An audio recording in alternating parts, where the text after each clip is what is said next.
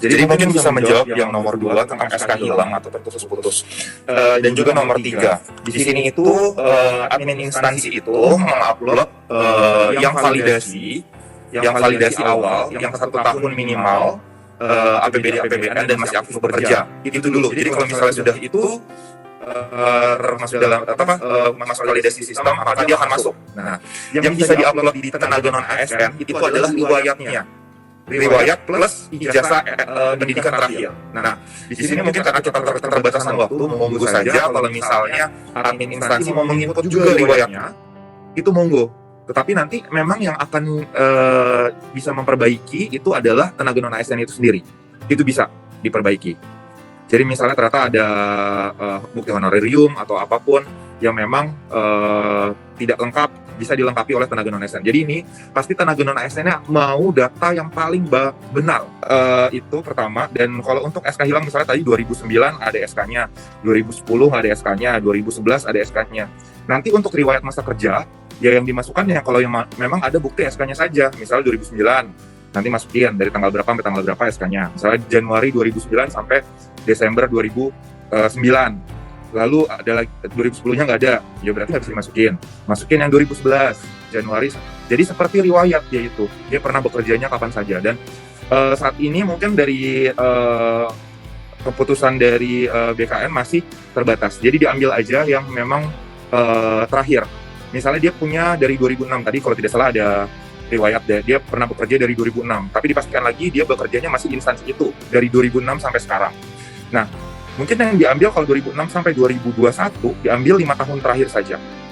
Jadi kita bisa lihat 5 tahun terakhirnya karena memang keputusan kemarin mengenai infrastruktur tadi bicara tentang berapa sih file size-nya gitu ya. Ini memang kita mengikuti dari SSC ASN maksimal adalah 1 mega dulu. Ya baik Bapak Ibu, sebelum kita melanjutkan penjelasan terkait pendataan yang disampaikan oleh pejabat ataupun pegawai ya dari staf BKN berkenaan dengan pendataan Bapak Ibu, dan sini kita akan mengulas sedikit beberapa dokumen yang diperlukan oleh Bapak Ibu nanti dalam melakukan pendataan di laman aplikasi ya, setelah Bapak Ibu menginput data di Excel Bapak Ibu sendiri. Nah, selain Bapak Ibu nanti menginput data di Excel, kegunaan Bapak Ibu perlu login di dalam akun aplikasi BKN nanti. Untuk registrasi akun itu berguna untuk mengkonfirmasi bahwa apakah Bapak Ibu ini benar-benar aktif ya sebagai non-ASN. Kemudian nanti juga dapat melengkapi data yang diinput oleh admin ataupun operator instansi, serta Bapak Ibu juga dapat melengkapi di riwayat kerja sebelumnya, yang sebelumnya sudah mungkin diisi di Excel tapi mungkin bisa dilengkapi kembali. Kita ada mendapatkan informasi tadi bahwa ternyata yang diminta itu dibutuhkan itu cukup 5 tahun saja ya Bapak Ibu.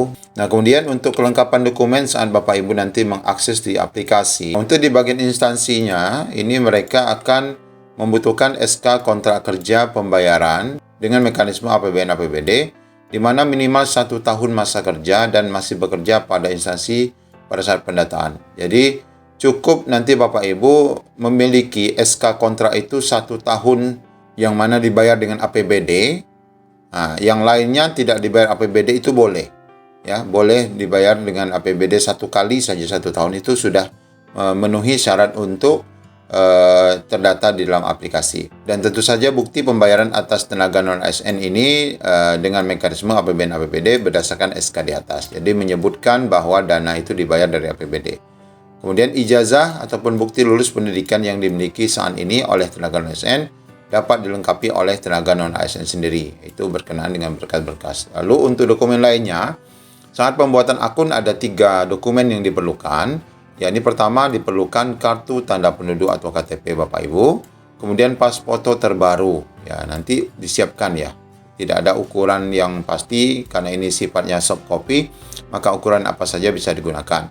Kemudian ijazah pendidikan yang dimiliki saat ini. Jadi yang Bapak Ibu memiliki S1, S1, S2, S2. Kalaupun Bapak Ibu terdata di dalam tenaga kerja itu masih berstatus SMA, itu tidak masalah. Yang penting dipakai adalah ijazah terakhir saat ini. Kemudian untuk dokumen registrasi ataupun melengkapi riwayat yang diisi di aplikasi yang seperti diisi di Excel, itu Bapak Ibu pastikan melengkapi SK setiap periode bekerja. Nah, tadi sudah disebutkan jika SK Bapak Ibu hilang, maka Bapak Ibu dapat mengisi SK yang aktif saja, SK yang ada saja ya.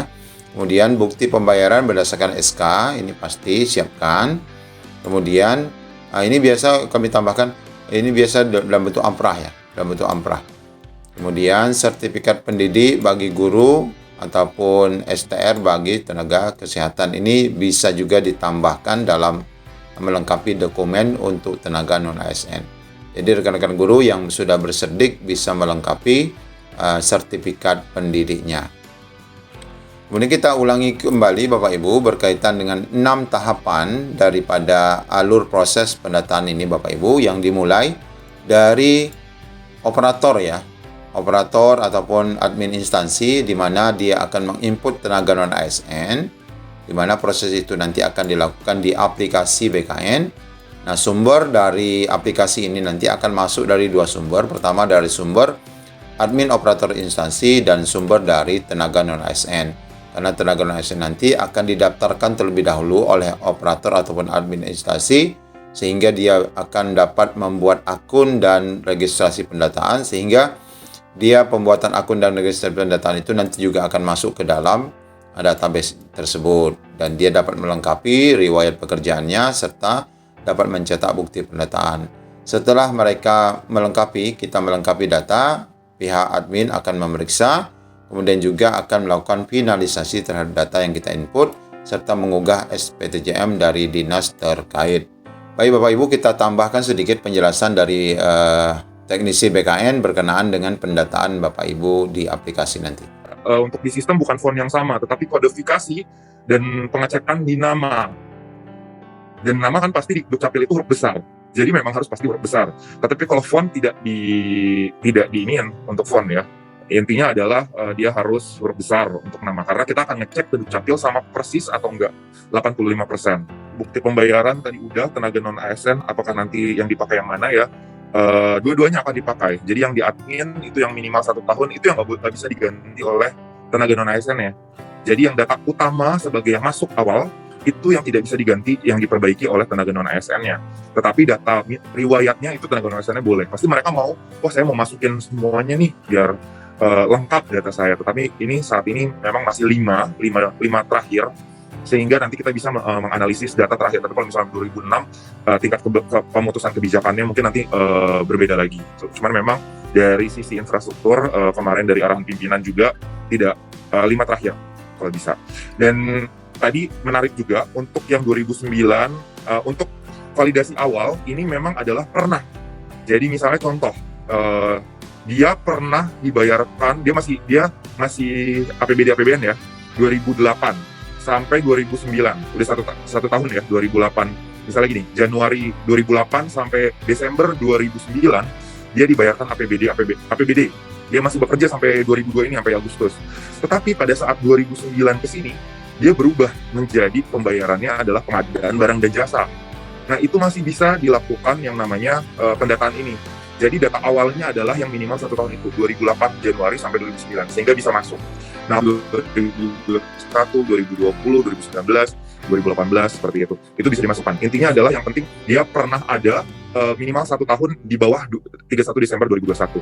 Dikarenakan kalau info dari tim teknis Menpan ternyata ada memang arahan bahwa ada tahun berapa gitu semua anggaran APBD atau APBN dialihkan menggunakan barang dan jasa gitu. Mungkin nanti sudah dijelaskan juga oleh teman-teman dari Menpan.